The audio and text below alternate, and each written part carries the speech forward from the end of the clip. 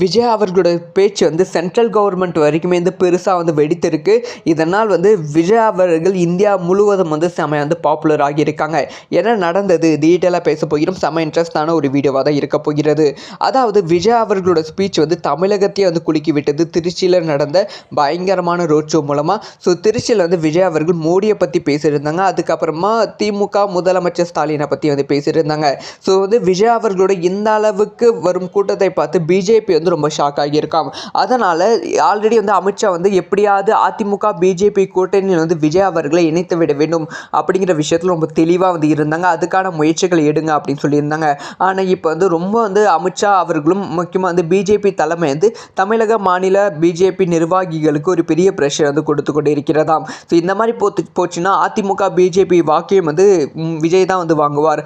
அதனால் வந்து எப்படியாவது பிஜேபி அதிமுக கூட்டணியில் வந்து விஜய் அவர்களை இணைத்து விட வேண்டும். என்ன ஆனாலும் பரவாயில்ல, அதுக்கான வேலையை வந்து தொடங்குங்க அப்படின்னு சொல்லி பிஜேபி தலைமையை வந்து இந்த ஒரு விஷயத்தை தமிழக மாநில நிர்வாகிகளுக்கு வந்து சொல்லியிருக்காங்களாம். இதனால் வந்து தமிழக பிஜேபி மாநில நிர்வாகிகள் இதுக்கான ஒர்க்கை வந்து ஸ்டார்ட் பண்ணியிருக்காங்க. ஸோ இந்த ஒரு